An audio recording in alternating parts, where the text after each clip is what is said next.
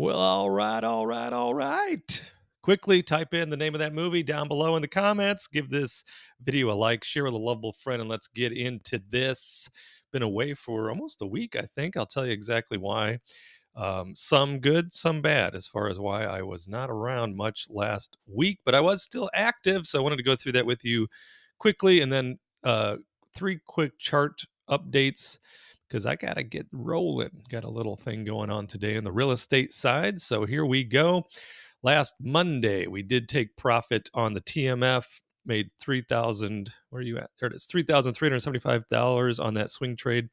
TLT, we were stopped. Both of these we were stopped out, but in the profit. So 305 on the TLT.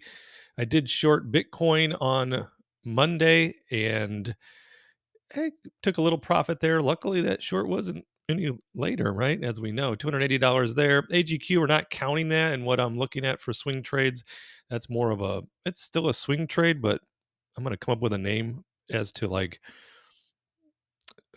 not a short swing, but a mid swing. I don't know. We'll come up with something. Did very well on the AGQ. SLV sold those off as well.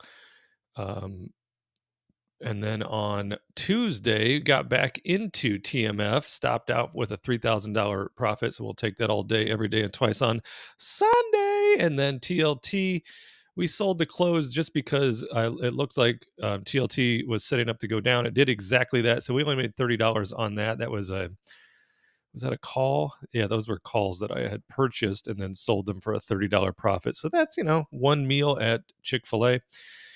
And on then TMF and TLT did go downtown to Chinatown because you can see on the 5th, I was selling TMF at 48.71.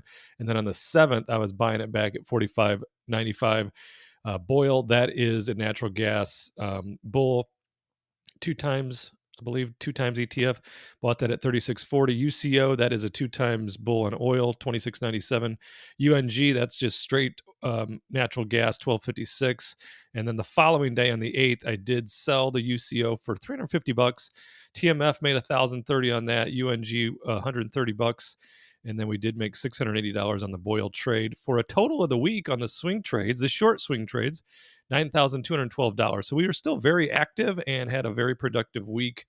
But here's what I'm looking at. Let's look at silver, Bitcoin, and the S&P via the SPX. Here's what I've got mapped out for us. It'll be interesting to see how this plays out.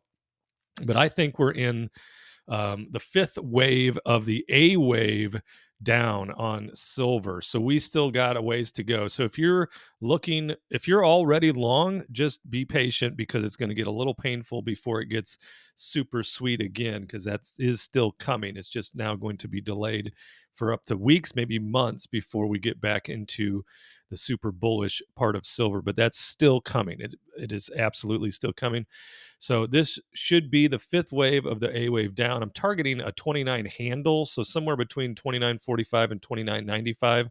And it's on its way. I mean, look at the move it's already made today. And then let's see here.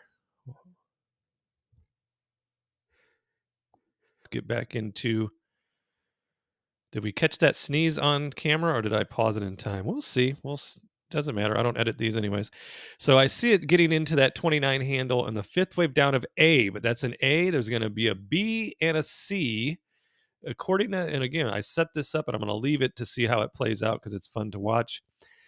I see more downside coming. I may, once this A shows signs of bottoming, I might go long AGQ for a short swing trade, maybe just a couple to 3 days on the AGQ, which is the two times bull on silver, which would be here. I'll just then exit on the way up. I'm not going to try to catch the top on it because, with those leveraged ETFs, they can be very violent, both to the upside and the downside. So I'll be looking to make a few dollar bills here, probably a couple to $3,000 to $4,000. I'd love to target here. And then I'm going to wait for this C wave to bottom, and it could easily come up with a 28 handle, probably in the mid to high 28s. But once this shows signs that we've got a bottom or bottoming is when I'll probably go AGQ again on the short swing, and then I'll probably buy some silver leaps again for the long side essentially with leverage. Leaps are essentially have built-in leverage to your benefit if it is indeed heading in the right direction. So that's what's on the board for silver. So again, if you're long, just be patient. If you want to ride this up, and if you're nervous, sell up out here, wait for that seaweed to come down and then get long again. Otherwise, you can just wait the whole thing out. And then when it starts heading back up, you'll know it because it's going to go up brilliantly. Bitcoin, hello. If you're long on Bitcoin, congratulations. Did this play out pretty much how we were saying? It did, but then I changed the wave counts. I thought, if you can see, we got the one, I've targeted 72. It got all the way up to 73.2. And then on the down, we had a line in the sand. Can we get it up on the screen? There it is. We had a line in the sand, and it did touch it. It went all the way down and even breached it. I had it, I think, tried to put it exactly at 67.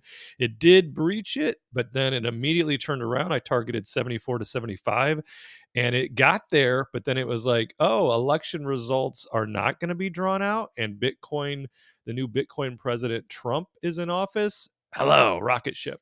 So it has taken a rocket ship ride up, and in the weekend it kind of blew up, but I think we're now topping on that 3, and I see it definitely coming down soon, but it should be a fairly shallow retreat into the 4.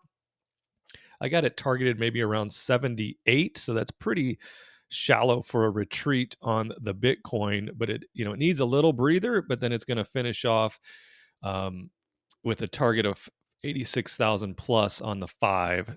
So that's what I've got on the board for the Bitcoin. So this is what I'll be looking at. Whoop, watch this thing come down. I'm not going to bet against it. I'm not going to go short anytime soon as far as what I see, because you don't want to be freight trained over, because it's definitely super bullish right now. So I'll watch this come down, look for signs of bottoming, and then I'll take a long position here, probably even a leveraged long position here to capture some of that, because I'm late to the party on Bitcoin. If you've been watching the channel for years, it hasn't been on for years, Bart. Thanks for reminding me that, Terry, but it's been on for what, a year and a half, I would imagine. And I didn't talk about Bitcoin at all until probably this summer. And then I started trying to track it. I did pretty well early, then got cold, and then has been on a heater lately. So if this is going to play out, then I'm definitely going to go long here with some leverage on the Bitcoin. SPX, let's take a look. This is based on the S&P 500. So I have a couple of things on here. One is we are topping soon in the 3, but we're nowhere near topping as far as this blow off top melt up. And that's what this is. And I've been talking about that since early the year. Blow off top melt up is coming, and that's what we are currently in. This is it. How high can it go? Don't even know, but I do have a line in the sand just as a warning for myself. If we retest the breakout, like the low of this current, we got down here, and then we just had that breakout after the election, because again, and then we talked about it before I sold everything off. I sold off my positions in silver and gold and TLT, which is all that I was holding, and that turned out to be the right move. The wrong move is that I wasn't long in anything other than those items at the time, so I did miss this blow up into this wave 3, of course, but I'm going to try to catch some action, and this should be a very shallow 4, maybe getting down into mid 59s, but maybe even not that low. It could be like 59.70, and then it's going to take off again. But so I've got my breaks warning sign, warning, Will Rogers warning, right there at 5,700. But I think we get a little pullback here into this 4, and then we're going back to the blow off top 6,100 plus, and 6,200 plus wouldn't be a surprise either. So that's coming. It could this 5 though will likely take us probably up into inauguration of the Trumpster. So that is what I've got on the board. Thanks for tuning in. Like, subscribe, comment, share with a lovable friend. We'll see how these 3 charts play out over the next days to weeks, and I will keep you posted on what is going on my side as far as the trading is concerned. The good news of one of the reasons I haven't been around is Coco made a surprise visit home. And of course, she teased us by saying she was just coming home to see Stella. That's our 9-pound Shih Tzu. But then I surprised her and I got her this car. We added another Mazda to the family. This is a 2025 CX50 with the brand new ingot blue color, black interior, panoramic sunroof, which is amazing. So the deal was for each of the kids, if they wanted to go to college and they finished in 4 years, which was all I was going to pay for, then I'll buy you a brand new car. And the reason is I want them to not have a car payment for 10 to 15 years, and Mazdas will do that. They will give you that opportunity.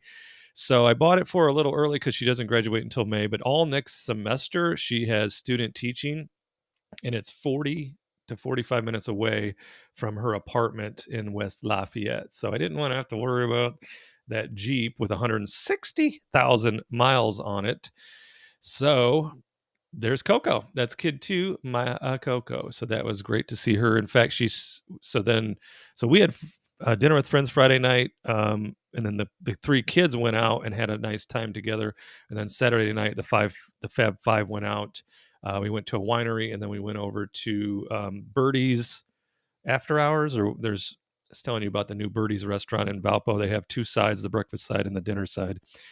So that was a good time. That was a Coco, and she had such a good time with us that she even stayed the night again last night into today. So just left this morning. The horrific bad news, however, is on Tuesday I was informed that my lifelong best friend has passed away. He was just recently diagnosed with cancer, a type of myeloma, but it was attached to his spine. He was in horrific pain and went quickly. So lifelong friend, met in kindergarten. I still remember the moment when it was like, did we just become best friends? So it was, into the kindergarten year, and then picture day came, and I wanted to wear my Green Bay Packers shirt, and my mom's like, "You can't wear that on picture day." So I didn't. I wore like some goofy sweater she made me put on. But then this kid comes rolling in and he's got a Packers shirt on. And I'm like, hey, how'd you convince your mom of that? And he's like, I just put it on and wore it. So, friends since kindergarten, best man at my wedding. Just, shared the love of the Packers and the Cubs. And just some of the greatest times of my life was with him and his brother, Jim. So Jim informed me on Tuesday of his passing. Just horrific news. It's been, it's gut wrenching for me because, when you have someone like that you spent much time with for so many years, the the you have your own language almost. You can finish your own sentences. You revisit the same amazing stories over and over and over again. In fact, there's a VHS tape of just some random night. It was the summer of my freshman year of college, and I was working at a gas station, and I had a 2 to 10 shift. And he showed up probably at 9:30, and he's like, "I just rented a video camera from Box Office Video, and we're just gonna record random things." I'm like, that sounds a little goofy, but so we went over to my buddy's house, Rob Morocco, whose basement was kind of like, if you ever watched that 70s show, that was how we operated in his basement, except his basement was actually finished: ping pong table, pool table, bar, video games, all that kind of stuff. And we just videoed a random night, and that random night VHS video has become legend. So I'm going to get that from Jim, and I'm going to copy it, and then I'm going to try to share some of those clips with you just to revisit my younger days and to see me and my buddy Mike interacting, best friends for life. So I'll see him one of these days. For me, I hope it's not for another 50 years, but he's up there with my dad, Packers and Cubs fan, with his dad, Packers and Cubs fan. So RIP, best friend Mike. Thanks for tuning in. Like, subscribe, comment, share with a lovable friend, and I will see you in the next video.